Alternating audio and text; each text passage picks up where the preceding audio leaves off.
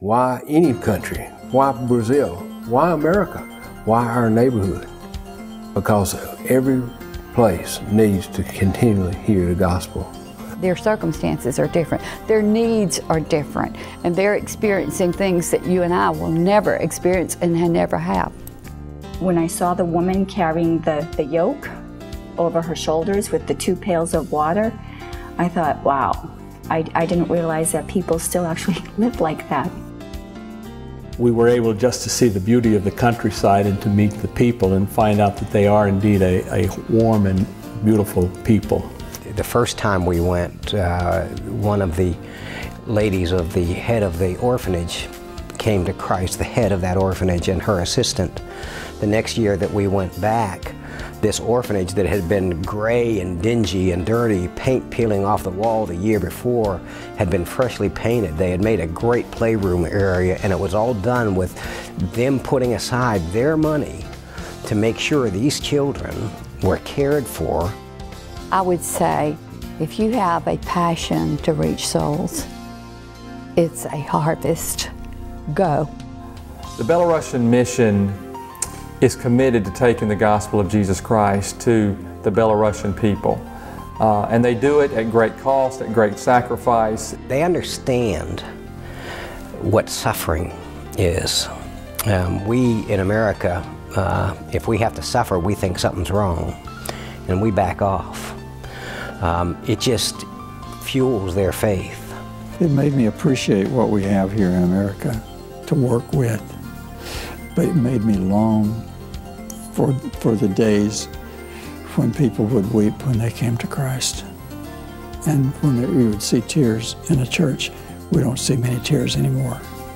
They're a country that is desperate for the gospel. They hunger for the gospel. And to see the difference between those that know Christ and those that don't, you really see the difference just in their demeanor and in their facial expressions, those that have the joy of the Lord.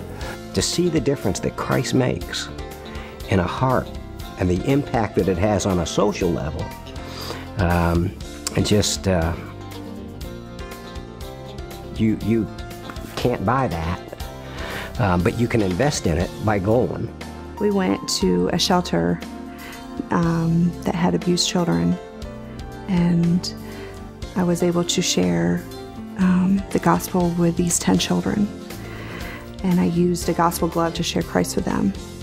And at that moment when they all 10 prayed to receive Christ, I knew that that's why I went to Belarus. There's something about just, you know, as Americans coming in, we were allowed to go into the public schools and preach the gospel. You can't do that in the United States of America, but Americans can go to these schools and preach the gospel.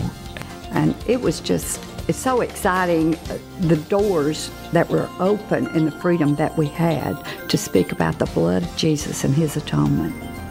It wasn't just me going, it was my family going, it was my friends going, it was my church backing me, it was my husband. I mean, if my husband wouldn't have stayed with my kids, I wouldn't have been able to go. And so it's a sacrifice, but Christ sacrificed everything for us. And to go on a 10-day mission trip or a 5-day mission trip is nothing compared to what He did for us. Andrew and Nina Rishkoff's commitment to do whatever it takes to spread the gospel is admirable, and it's a venture worth investing your prayers, your time, and your resources. They handled their finances extremely well. The finances of the mission are wide open, and I've never been concerned about giving money there that it might not be spent well. If you walk through the desert and you're very thirsty and suddenly you found a fountain, would you hide it from other people? Of course not. People in former USSR, they are desperate for the good news, and so many of my friends, they never heard this news, and they will go to hell unless they hear it from someone like you. I encourage you strongly, please, would you join this mission and go to former USSR? I found myself basically in love with the people of Belarus and the pastors, the opportunities that are there. I've been on mission trips before, never with this type of results, never with the responsiveness that we saw among the Belarusian people. God is not a God to just one nation. He's a God to all nations, and He tells us to go and reach all people and every nation, every tribe. When the tide comes in, there are all kinds of seashells that come in. Of course, they're living beings, and they get stranded on the beach, and they die if they don't get back in the water. Well, this man was going along, picking up the seashells and putting them back in the water. And somebody came and said, you know, why are you doing that? There are so many seashells out there that there's no way you can make a dent in saving seashells. And he picked another one up, threw it back in the water, and said, I made a difference in that one. For the people that are sitting in the pew, not knowing if they can go, you can go, you can pray. If you've been forgiven, then we need to show forgiveness. And if we've been saved, then we need to show our saving God to others. We was at a collective farm, and I was sitting with some little boys, and there was naturally the language barrier. The invitation was given, and everyone that wanted to receive Christ was supposed to raise their hand. Well, I didn't raise my hand. Well, they didn't understand that I had already accepted Christ, so they grabbed my hand, and well, okay, so I raised my hand just to appease them, I guess, the best way, and then they went forward when the invitation was given for them to accept Christ. And I stood in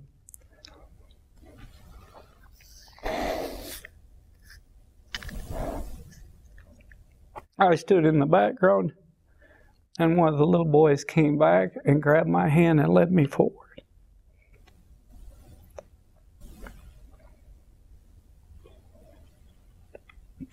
You knew it was important. Yeah, well, as like Andrew telling Peter.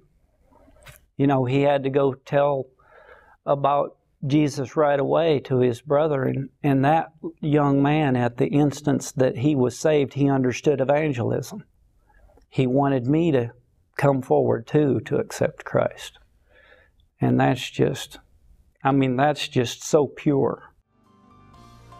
We need your help, and we need it now. The doors might be closing, so it's quite an urgency. Come and help us with your prayers, with your financial support. Just bring your good hearts and come here. And I believe that Belarus is one of the great mission fields of the world.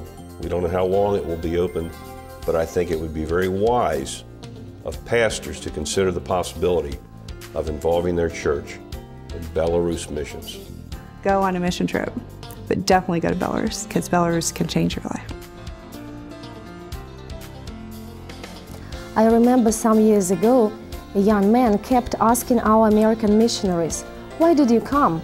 What's the purpose of your crossing the ocean?" And he was shocked with the answer, "Just to tell you about God's love." And indeed, it is the matter of life and death. And the sacrifice truly convinces people how important the message is. Time is the enemy for the unsaved. There is a golden hour for evangelism in Belarus.